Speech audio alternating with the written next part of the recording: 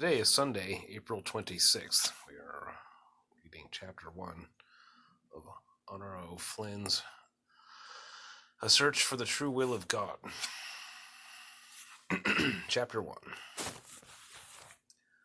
14-year-old Honor O'Flynn's story began in April 1701 in County Kerry, Ireland. Folks in the teeny village of Dingle, where Honor lived with her family, describe it as a wee bit o' heaven that had slipped through the fingers of the Almighty. Peaceful and pastoral, Dingle rested atop rolling green hills overlooking a quiet cove behind a limestone peninsula with a hill called Ballymacadoyle. Ballymacadoyle. Tell me you love me and spell it for me. Ballymacadoyle. Ballymacdoyl. Ballymacadoyle. That's one word, Ballymacadoyle. It was the perfect place for a pious Catholic girl to live out her life in service to her Lord. But the Lord had other plans. Dingle, you see, was the village closest to the American colonies. The cool, salty, sweet smells of the village wafted as the sea breeze blended with the scent of heather and hawkweed. Generally more quiet than not, the occasional lowing of cows could be heard beyond the chirping birds and on the hour gongs of from St. James's church bell. Dingles' houses were built in shallow bowls dug out of the rocky soil, encircled with mounds of dirt to keep out the wind. The walls were erected from flat stones piled 5 feet high and plastered in mud, the roofs from saplings covered with dirt and grass. Most of the houses had no windows, but all had wood doors, dirt floors, and stone fireplaces. Most homes had gardens protected by stick and wattle fences, which grew lush with vegetables. A typical Dingle family might keep a cow for milk and raise a few sheep for wool. Narrow pathways fanned out from Dingle's central square, where folks came to draw water and celebrate Mass. Across from St. James Catholic Church was the pub where tired men gathered each evening for the almost religious ritual of discussing village gossip and tipping a frothy pint. The white church had a tall bell tower, around whose clanging bell the people of Dingle and those who farmed along its pathways organized their days. All who attended St. James were considered townsmen. Everyone in Dingle expected the fishermen to visit St. James each morning to pray for a good catch and a safe trip home. The farmers were expected to be there as well, praying for good weather and abundant crops. Saturday was the day for confessions in preparation for Sunday's Mass. On Tuesdays and Thursdays, the children took schooling and Catholic instruction in the room next to the sanctuary. Be it for sure, even with the Anglican King James on the throne of England, Dingle remained very much a predictable Catholic community. Honor's mother, Caitlin, loved to comb her daughter's hair and braid it into pigtails that sprang out like spouts of water from each side of the girl's freckled face. "God bless ye, child," Caitlin said, tying a yellow ribbon to the first braid, "and may the sons of Ireland be smiling on ye all this very day." Honor found comfort in taking after both of her parents, possessing her mother's easy charm and her father's strength of purpose. A bit more than 5 feet tall, she weighed all of 7 stones. Darling, but you're becoming a handsome young woman. May God bless your heart and bless all ye other parts as well." In her own way, Honor also resisted growing up. "Oh, Ma, I'm not like ye yet. I'm still just a wee girl who sucks her thumbs at night." "Nay, girl, that's not what Father Hannigan tells me. He says all the boys run to sit with ye in catechism, especially Sean." Did I say that? Catechism? Catechism? Catechism, especially Sean. "Oh, Ma," I don't think I've ever said that word aloud before. "Oh, Ma," Honor dropped her head. "Sean just wants to hold my hand. He told me he wants to go to Killarney and find work as a carpenter's apprentice. He said the houses there have wooden floors and glass windows. Surely you're nae wanting Sean to be taking me away?" "Nay, not for a minute. Do you know who's buried on the hill above the church?" Caitlin asked, beginning the other braid. Hey, you told me. All the people of Dingle rest there in peace. Don't you be forgetting, child, all the people of Dingle, not those who move away. We quickly forget about the ones who leave. I can't remember one of them, but you'll soon be finding a young lad in the village to wed. Ma, what if God wants something else for me? Just last week, Father told me, God must be loving your honor special, for he's blessed her with a smile that sparkles and dimples that delight. All the boys will fall for her darling green eyes and her bright red hair. What do you suppose Father might be meaning by that? Ma, Father Hannigan loves me true, and I love him as well. The braiding was finished, and Honor stood up. But he sure is full of the blarney. Caitlin took hold of Honor's head and looked into her eyes, smiling. I'm not sure. Maybe he knows that God made you very beautiful for some good lad. Honor changed the subject. I told Father that God wants me to be a nun to teach the children of our village. That's what I'm going to be, a nun. Bless me, and what did Father say to that? He said that the children need a good teacher. That they do, darling, but you're a wee bit young to be knowing what God wants of thee. My prayer is that you get all your wishes but one. Then, don't you know, you'll always have something to strive for. Her hair finished, Honor completed her chores and hurried through breakfast. Then she and her 9-year-old brother, Donovan, ran to the barn to give their father his expected hug. An imposing figure and good father, Cillian was a farmer who did double duty as the mayor of Dingle. As he did every morning, Cillian shook Donnie's hand and admonished him, "Stand tall, lad, and take care of your sister." Then Cillian wrapped his strong arms about Honor and kissed the top of her bright red hair. "Ye be careful now, darling. They say the English are prowling about." "We'll be careful, Da." She stepped back, blowing her father a kiss, and ran off with Donnie, who was no taller than 4 feet and a bit chunky at 5 stones. She smiled as he pranced ahead of her, like a knight on a steed in search of a great adventure. Donnie shouted, "Hurrah to me!" He leapt high in the air. "I'll be beating you to the water for sure." Honor reveled in his little boy competitive nature and excitement. Digging sticks in one hand and wicker basket in the other, each raced toward the cleft in the rocks that led to the sea. Earlier that morning, the fishermen had gone beyond the peninsula to Dingle Bay in search of a good day's catch. The only boat in sight was a merchant ship resting at anchor a mile or so from the town's dock, its British flag unfurled.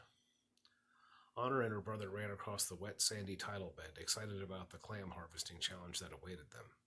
She noticed a dinghy that sat empty where the sand fell away and deep water began, but ignored it. By 9:30, Honor and Donnie had reached the clam beds that held the sweet, juicy mollusks. They added the big ones to their baskets, leaving the smaller ones for another day. 24 of the tasty creatures would be enough to supplement the family's supper of cabbage soup and bread. The morning's adventure enveloped them both. "I found another big one." Donovan pulled out his stick to reveal a sandy lump with clamshell sides. Honor turned to look at him. That be but three for thee, Donnie, and 4 for me," Honor shouted. The tide had not fully ebbed, and Honor stood barefoot in a 6-inch deep pool, occupying a shallow depression in the tidal bed. "I be telling you true, I've got the most, and I'm the best," Honor challenged her brother. "Nay, thee might be faster, but I'm the boy, and I'm stronger." "Here's another big one, that 'tis 5 for me." Honor dragged her stick through the bed and uncovered another clammy lump of sand. Suddenly, the gulls which had been feasting on fingerlings took flight. They began to screech as they circled overhead. Honor looked up to see a youth of perhaps 19 or 20 springing toward her like a hungry tiger. His blue tunic and knee pants identified him as a British merchant ensign, the dreaded enemy of all Irish mothers, who cherished their innocent daughters. Immediately, she sensed great danger. "Run, Donnie, run!" she screamed, taking flight across the sand with the ensign close at her heels.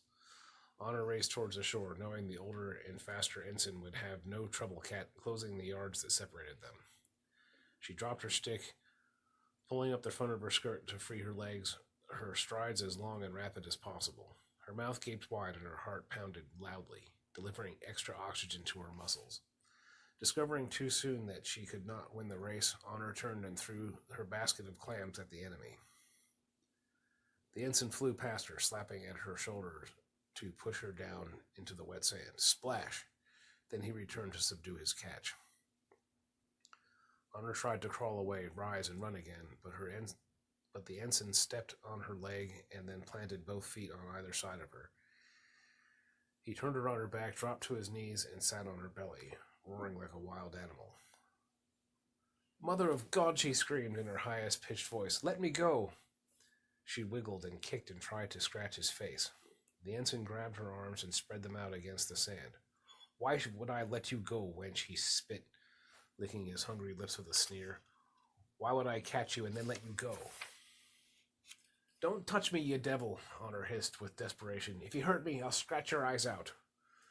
With all her strength, she tried to kick and twist herself free of his grip, but nothing worked. Her heart thumped like a drum, her body shook to its beat. Awful thoughts flashed through her mind as she struggled to free herself. "Dad told me, but I wasn't careful. I shouldn't have come here with an English ship in the harbor. I should have seen him coming. If he kills me, it'll be all my sin. It'll be my fault, my own fault." "No, God, no," she yelled, a loud prayer as her enemy rose to his knees and pressed his weight down on her outstretched arms. The sides of his filthy tunic hung open to reveal an even dirtier ruffled blouse. "You can't do that to me," she bellowed. "I can do as I please. You're mine now, wench." Donovan finally caught up to her, running to her aid and jumping on the ensign's shoulders, grabbing at his head. But the sailor reached around and easily pulled the small boy off his back, flinging Donnie across the watery sand. Honor screamed again as the ensign pulled his short sword from his scabbard. "My God, he's going to kill Donnie," she thought. She saw Donovan stand up for another attack, but the ensign swung the sword, shouting, "Stand away, boy, I'll cut your head off and eat you for supper." Honor screamed, "Donnie, go get Da! Run, quick, lad! Get Da!" Donovan ran off as she resumed her struggle. "Help!" She gritted her teeth and scratched his face with her free hand. Using her legs, she reared up as high as she could. The ensign rode her bucking belly like a horseman atop an unwilling filly. "Jump all you want, wench. I like my whores feisty." "Saints above, he's going to rape me."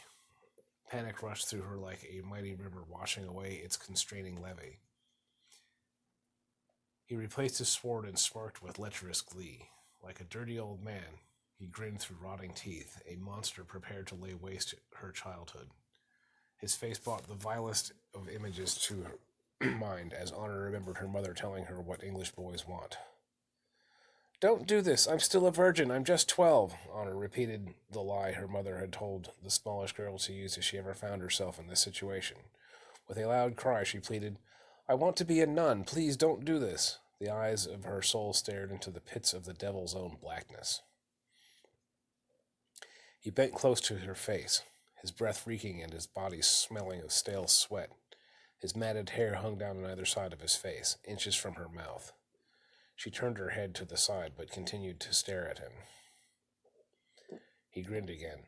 "I can do whatever I want. You are naught but a papist whore.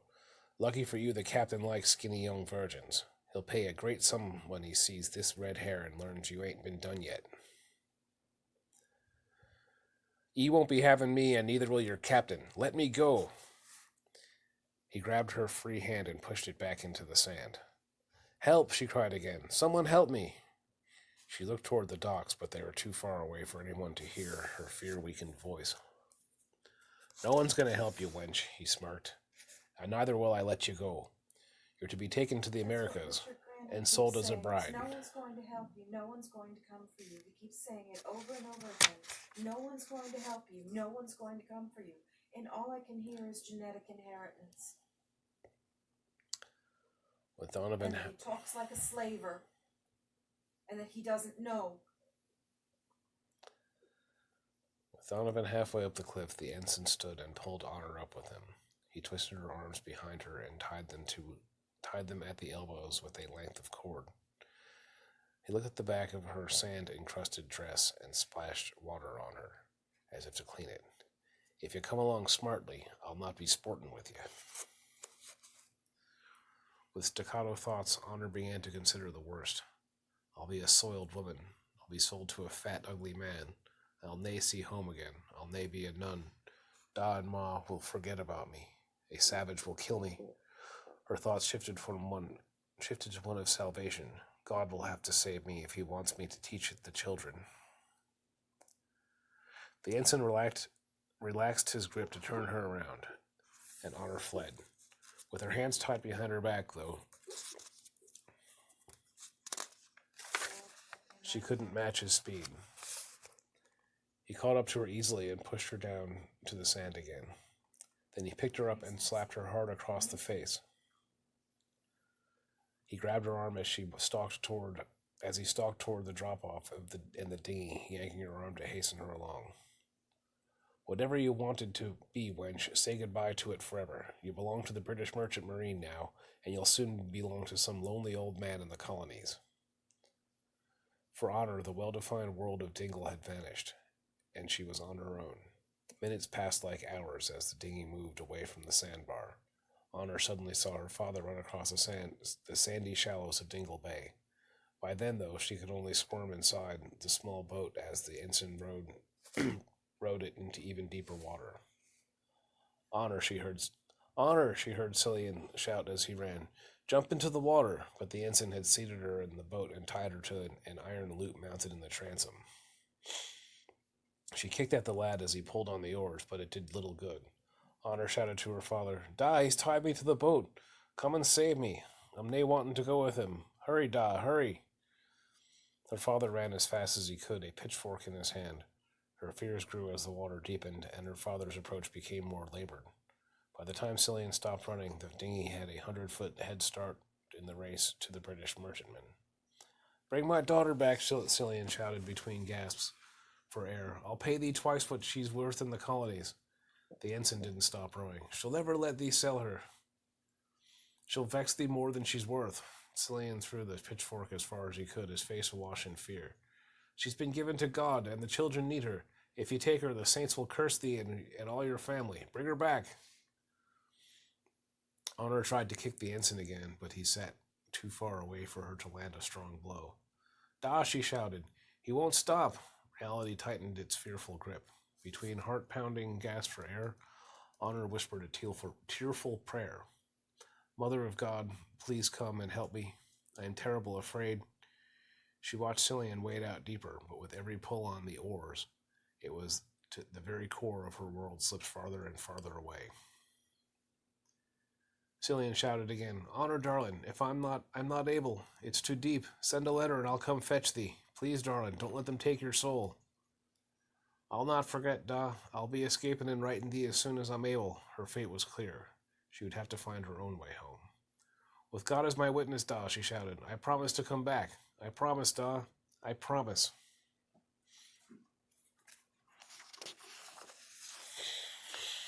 And that's the story of Honor Flynn Logsdon, my grandmother.